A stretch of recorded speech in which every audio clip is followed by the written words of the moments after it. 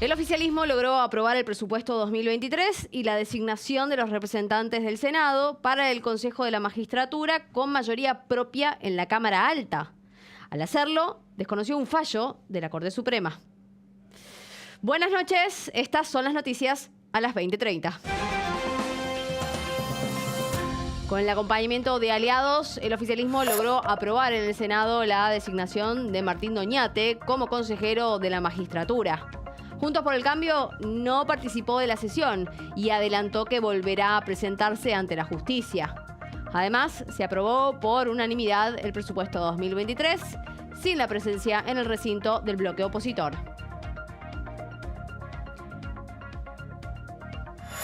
Alberto Fernández se reunió con la titular del FMI, Cristalina Georgieva, en Bali. El presidente reiteró su pedido para reducir los sobrecargos de la deuda. En tanto, la directora gerente del organismo pidió no descuidar la inflación.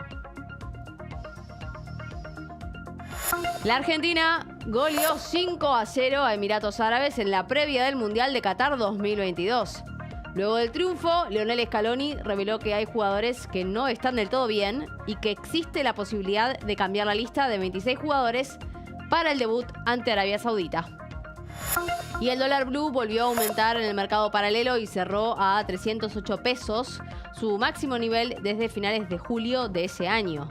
En 2 días, el valor de la divisa informal registró un aumento de 14 pesos. El presidente de Polonia sostuvo que es muy probable que el misil que cayó ayer en su territorio fuera lanzado por las defensas antiaéreas de Ucrania y no por Rusia. La OTAN señaló que no hay indicios de un ataque deliberado de Moscú, como denunció Volodymyr Zelensky, y descartó cualquier tipo de intervención armada.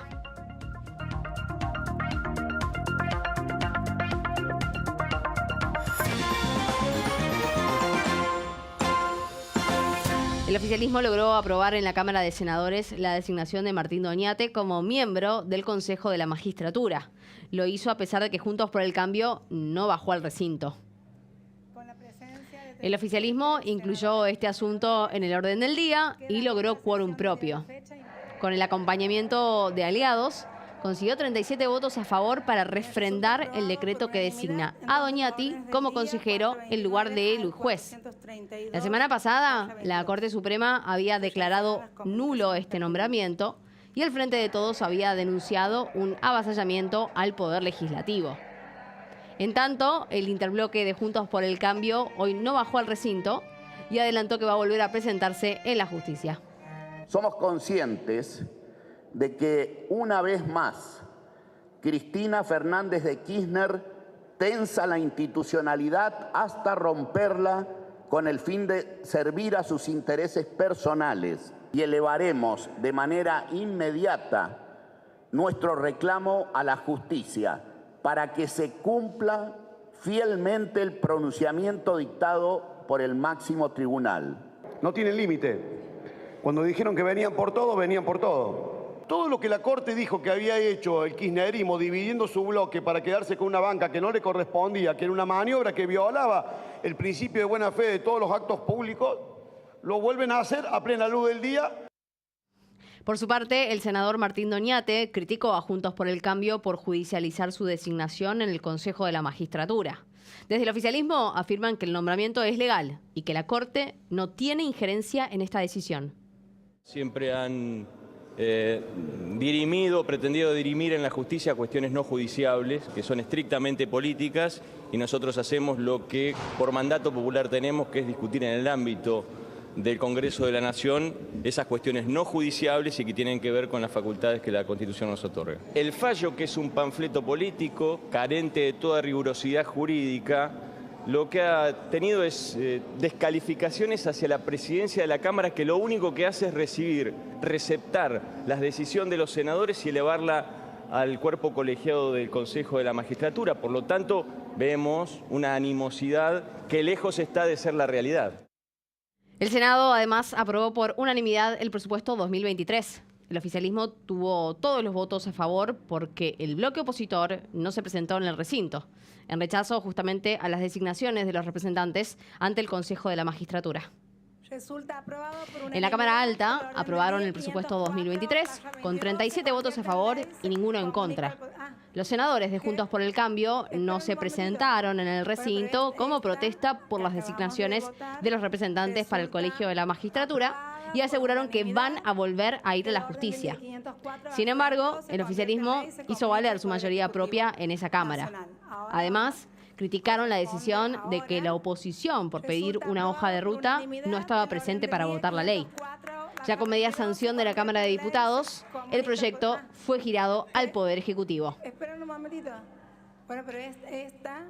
Y en este contexto, el Frente de Todos afirmó que la decisión de la oposición no le quita legitimidad al presupuesto. Además, negaron que se trate de un presupuesto de ajuste, como afirma Juntos por el Cambio. Hemos sesionado justamente porque tenemos quórum y por unanimidad ha sido aprobado. Por lo tanto, es totalmente legítimo y totalmente legal. Nadie habla de ajuste. Nadie habla de ajuste. No es un presupuesto de ajuste.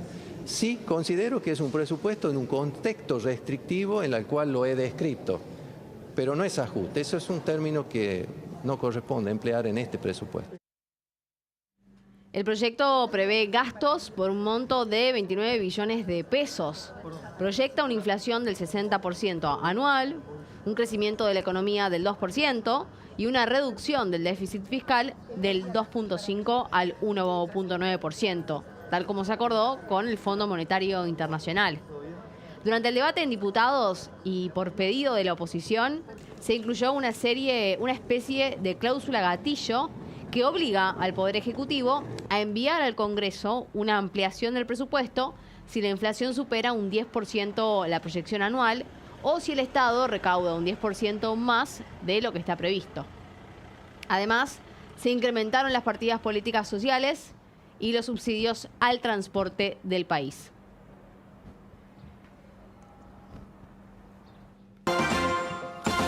Alberto Fernández se reunió con la titular del FMI, Kristalina Georgieva, en Bali. El presidente reiteró su pedido por los sobrecargos de la deuda, mientras que la directora gerente del organismo pidió por la inflación. El presidente mantuvo un encuentro durante casi una hora con la directora gerenta del Fondo Monetario, donde acordaron que en la reunión del directorio del FMI, que se va a hacer en diciembre, se va a discutir el tema de los sobrecargos que pagan los países endeudados para intentar alivianar su situación. Este es uno de los reclamos que el presidente le viene haciendo al fondo desde que inició su mandato. Además, Georgieva le dijo a Fernández que el organismo va a comenzar una negociación con la Argentina para compensar al país por los costos causados por la guerra de Ucrania con Rusia. Y la titular del FMI también le pidió a la Argentina que mantenga el rumbo tal como lo hizo tan exitosamente durante los últimos meses. Sin embargo, remarcó la importancia de mantener la disciplina fiscal y no descuidar la inflación. Muy importante que Argentina mantenga el rumbo, tal como lo ha hecho tan exitosamente durante los últimos meses. Hemos concluido exitosamente la segunda revisión en un periodo breve debido a la disciplina que el ministro Massa y su equipo han demostrado. En tanto, el presidente se refirió al encuentro que mantuvo con Georgieva y sostuvo que hay que cumplir con el acuerdo, pero haciendo que la economía crezca. Además, coincidió en que hay que resolver el problema inflacionario. A la Argentina esta guerra le costó hasta acá le ha costado 5.000 millones de dólares. Claro. ¿Quién se va a hacer cargo de ese dinero? Ella entendió, ella comparte nuestra mirada sobre los efectos nocivos de la guerra sobre las economías y bueno, y que vamos a seguir trabajando juntos para ver cómo seguimos adelante. Tenemos que hacer que el programa se pueda cumplir, pero con esta lógica, claro, de que seguir creando empleo, seguir consiguiendo inversión y haciendo que la economía crezca. Tenemos que resolver el problema inflacionario y tenemos que resolver el problema de la distribución del ingreso. El mandatario también señaló que junto al ministro de Economía, Sergio Massa, y a la ministra de Trabajo, Kelly Olmos, están trabajando en el bono de fin de año. Además dijo que valoró mucho el llamado de Cristina Kirchner luego de su descomposición, que sufrió justamente por la gastritis erosiva. El dólar blue registró un nuevo salto después de la importante suba del día de ayer. De esta forma, marcó un nuevo récord desde julio pasado. La divisa paralela subió 6 pesos y cerró a 308. Esto es su máximo nivel desde el 27 de julio, cuando finalizó a 314 pesos. De esta forma, la brecha cambiaria con el tipo de cambio oficial mayorista llegó al 89.6%. El dólar paralelo ayer había anotado su mayor suba diaria en un mes, al escalar 8 pesos. En medio de la escalada inflacionaria, el Centro de Estadísticas de la ciudad reveló que una familia porteña necesitó más de 210.000 pesos para ser de clase media. Según el estudio, una familia tipo con casa propia requirió 212.000 pesos con 555 para ingresar al segmento clase media. El monto aumentó más de 7% con respecto al mes anterior y quedó por encima de la inflación del 6.3%. Este mismo índice reveló que para no quedar debajo de la línea de la pobreza, se necesitaron casi 138.700 pesos. Y atención, porque para no ser considerada indigente, esta misma familia porteña precisó más de 76.400 pesos. Esto es casi 9% más que el mes anterior. Y a pesar de que ya está vigente el programa Precios Justos, la mayoría de las 100 empresas que participan todavía no firmaron el acuerdo. La COPAL, la coordinadora que agrupa a más de 30 cámaras de la industria de alimentos y bebidas, pidió al gobierno nacional revisar este programa. Los empresarios quieren que el acuerdo contenga el compromiso estatal de adelantar el acceso a los dólares para poder importar insumos. También quieren que se mencione que va a haber precios diferenciados según las distintas regiones del país. Por otra parte, la organización Barrios de Pie, cercana al gobierno nacional, llegó a un acuerdo con la Secretaría de Comercio para participar en el control de este programa. El próximo sábado, Barrios de Pie va a realizar una jornada de capacitación y de difusión del uso de la aplicación Precios Justos. El objetivo es que los consumidores denuncien los incumplimientos que vayan detectando en los comercios.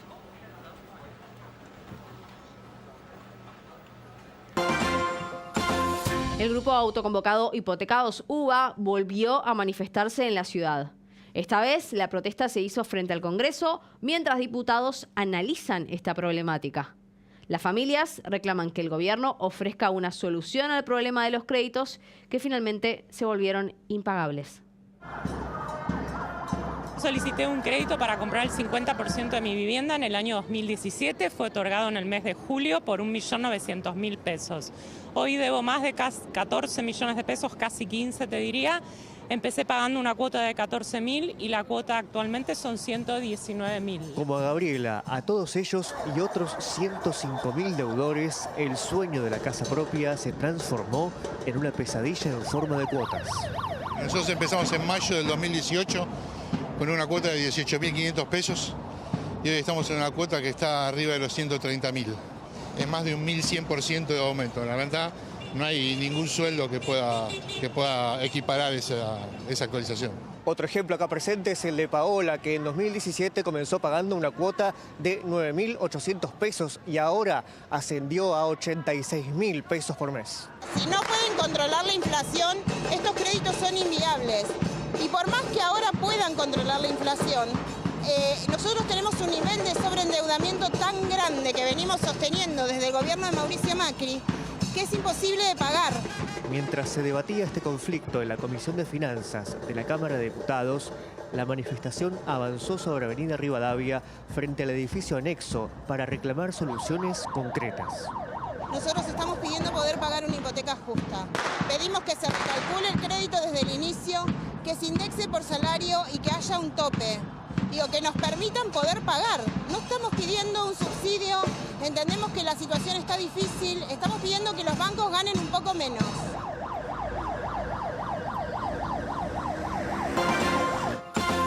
Cristina Kirchner volvió a criticar a María Eugenia Capuchetti, la jueza a cargo de la investigación por el intento de asesinato. A través de redes sociales, la vicepresidenta afirmó que hubo graves irregularidades en la causa. En un video se hace referencia a la supuesta participación del diputado Gerardo Milman en la planificación del atentado. La expresidenta además acompañó el video con un tuit en el que asegura que la magistrada está haciendo una no investigación de su caso. Según la publicación, es insostenible la continuidad de la jueza en la investigación. Las nuevas críticas se conocen después de que Capuchetti haya rechazado la recusación. Después de la pausa, Argentina derrotó 5-0 a Emiratos Árabes con goles de Julián Álvarez, Messi, Correa y 2 de Ángel Di María. Al finalizar el partido, Scaloni adelantó que podría hacer cambios en la lista. Además, la OTAN descarta por ahora que los misiles que impactaron en Polonia hayan sido lanzados por Rusia. Estos y otros temas en instantes en Noticias a las 20:30.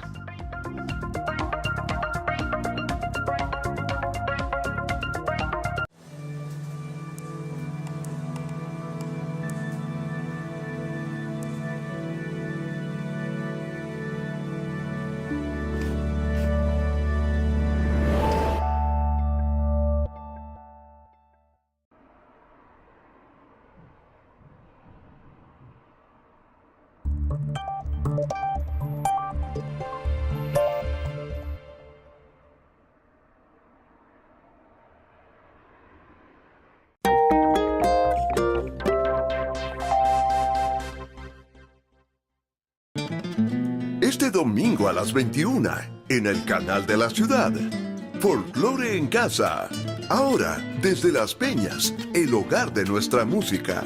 Hola, soy Silvana Casavalle y los espero este domingo a las 21 horas en Folclore en casa. Acá, en el canal de la ciudad. Folclore en casa. Conduce Mariana Boca. Este domingo a las 21 por el canal de la ciudad.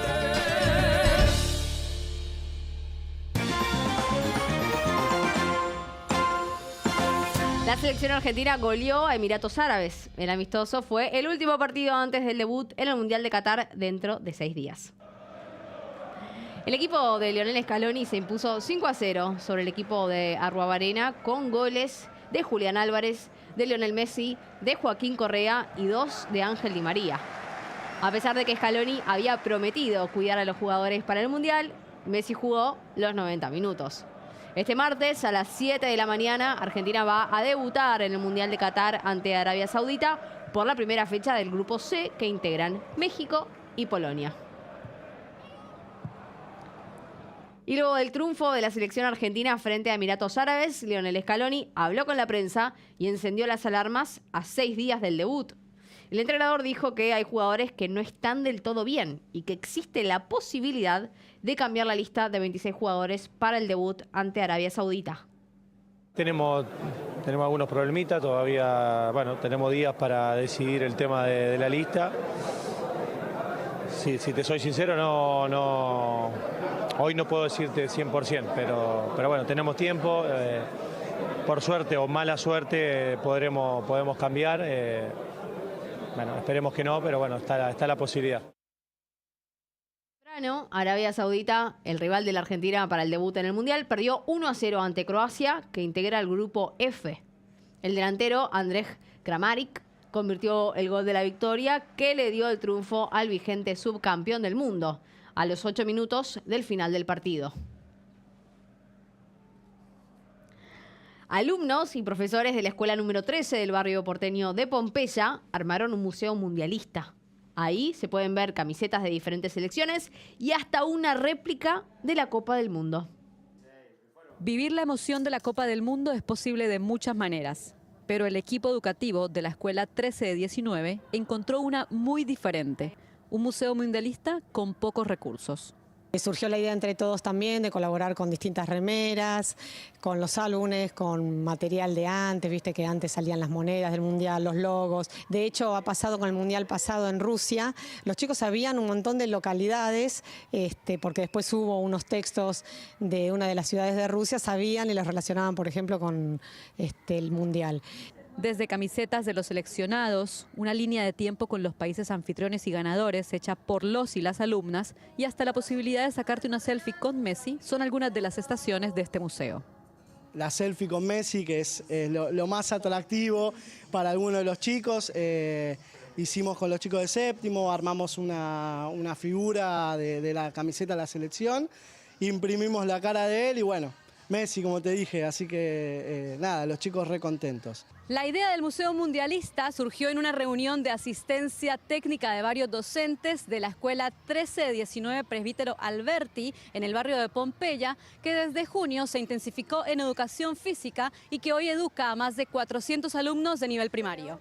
Para Rodrigo Repetti, uno de los docentes creadores de este proyecto, que además cuenta con cassettes de Víctor Hugo relatando los goles del 86, con monedas del Mundial de 78 y con la revista El Gráfico, más allá de la pasión por el fútbol, el museo busca mostrar la identidad cultural e histórica que nos transmite. Nosotros estamos en una comunidad donde realmente necesitan mucho del deporte. Es un evento muy importante, o por lo menos los argentinos lo tomamos así, como el evento más importante cada 4 años. Con un altar a la Copa del Mundo en el centro de este espacio, la escuela se prepara para vivir el Mundial con la esperanza de que el sueño se haga realidad. Martín de Michelis fue presentado como entrenador de River. Firmó contrato hasta diciembre del 2025, cuando finaliza el mandato de la actual dirigencia.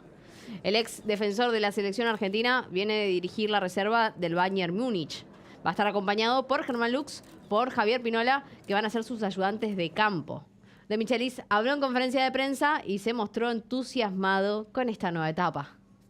Estoy muy tranquilo, enfocándome obviamente en todo lo que se viene. Hay mucho por hacer, mucho que decidir, mucho que debatir, mucho que fundamentar.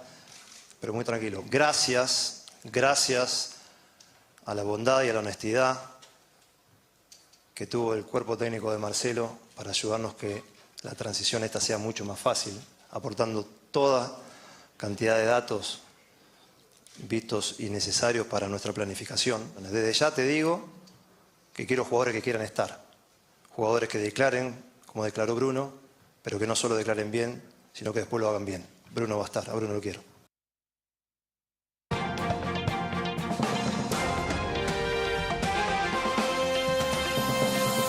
Polonia asegura que es probable que el misil que cayó ayer en su territorio y provocó 2 muertes fuera lanzada por las defensas antiaéreas de Ucrania y no por Rusia. Desde la OTAN señalaron que hay indicios de un ataque deliberado por parte de Moscú. El presidente polaco, Andrzej Duda, consideró que por ahora no hay elementos que prueben que se trató de un ataque intencionado, aunque sí confirmaron que fue el arma fabricada en la Unión Soviética. El secretario general de la OTAN, Jens Stoltenberg, coincidió en esta apreciación. En tanto, el secretario de Defensa de los Estados Unidos, aunque también deslindó a Moscú del lanzamiento, consideró que Rusia es responsable, en última instancia, de la explosión mortal. Instantes después de la explosión, Ucrania había argumentado que se trataba de un ataque ruso, en medio de la guerra que comenzó en febrero de este año. Y el presidente de Estados Unidos, Joe Biden, también fue cauto y evitó culpar a Rusia del lanzamiento. Sin embargo, remarcó que la investigación todavía no terminó. There is preliminary information that contests that. I don't want to say that till we completely investigate, but it is. It's unlikely in the minds of the trajectory that it was fired from Russia, but we'll see. We'll see.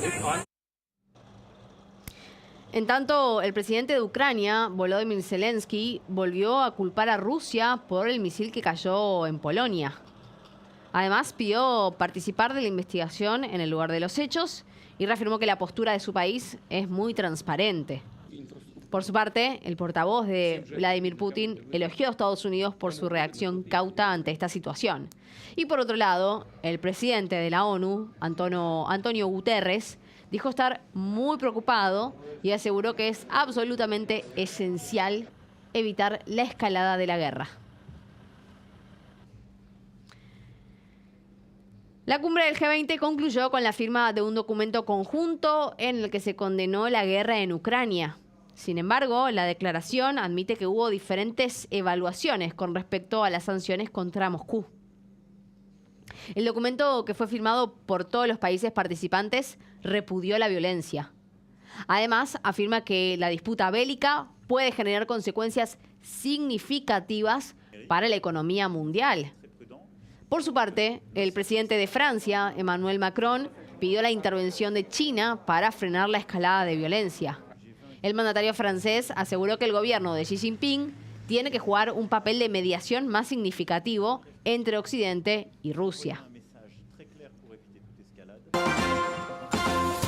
El gobierno de Irán condenó a muerte a un segundo manifestante que participó de las protestas que sacuden al país hace varias semanas.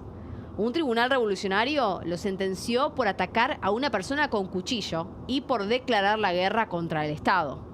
El reclamo popular comenzó hace ya 2 meses, luego de la detención de Mahsa Amini, una joven de 22 años que no llevaba puesto de manera correcta el velo islámico.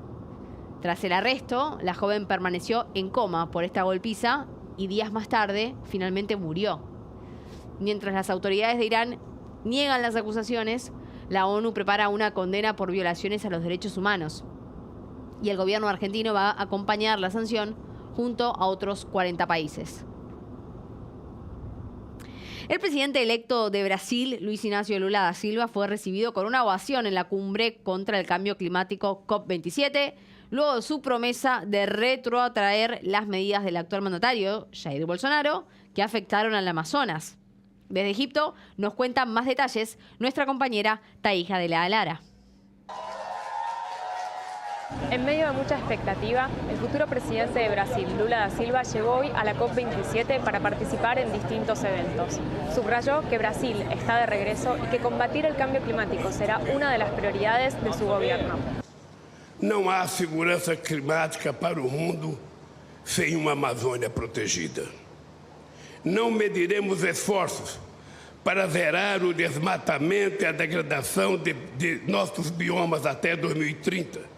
Además, anticipó algunas de las medidas que tendrá su política climática con perspectiva de inclusión. E fortalecer todas as organizações de fiscalização e o sistema de monitoramento que foram desmontados nos últimos 4 anos. Vamos punir com todo rigor o responsável por qualquer atividade ilegal, seja garimpo, seja mineração, extração de madeira ou ocupação agropecuária indevida. Mientras las cámaras se concentraban en el político brasileño, las delegaciones de países continúan esperando el borrador de la decisión final de esta COP para seguir las discusiones en lo que es ya la recta final de la conferencia climática. Mientras tanto, en San Pablo, Brasil, miles de personas volvieron a marchar para pedir que Luis Inácio Lula da Silva no asuma la presidencia. Los manifestantes bolsonaristas realizaron su reclamo frente a los cuarteles de varias ciudades como Brasilia, San Pablo y Río de Janeiro para pedir una intervención militar. Luego de la derrota electoral, los seguidores del actual mandatario afirman que los comicios fueron fraudulentos. Donald Trump anunció su candidatura para presidente de los Estados Unidos en el 2024. Así lo decidió el exmandatario luego de que los republicanos no pudieran hacerse con el control del Senado y ganaran una escasa mayoría en la Cámara de Representantes en las últimas elecciones de medio término. Dentro del partido se va a enfrentar a las críticas de sus aliados que buscan impulsar a otro aspirante para la Casa Blanca. Estamos hablando del gobernador de Florida, Ron DeSantis. En su discurso, Trump afirmó que Estados Unidos es un país en decadencia, invadido por extranjeros.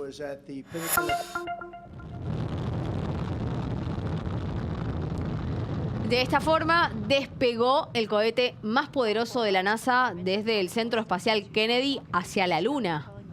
Esta será la primera misión de Estados Unidos sin tripulantes humanos a bordo.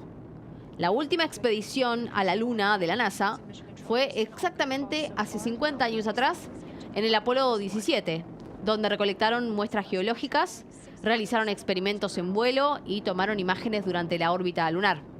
El objetivo del programa espacial Artemis va a ser el de explorar el satélite terrestre sin pisar la superficie y verificar que sea seguro para próximos viajes con humanos.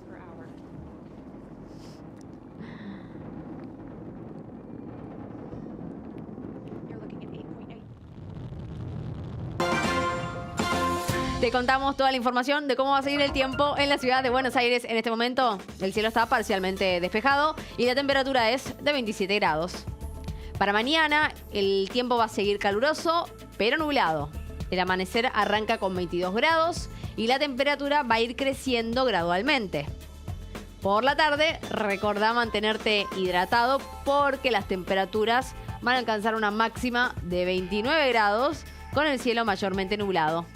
Y ya por la noche va a seguir nublado, pero la temperatura va a bajar hasta los 24 grados. Y hasta acá te contamos qué pasó en tu ciudad, en el país y en el mundo. Muchas gracias por acompañarnos. Quédate en el canal de la ciudad que ya llega Daniel Santa Cruz, todo su equipo y el análisis que nos dejó la jornada. Y mañana nos encontramos con más noticias a las 20:30. Chau.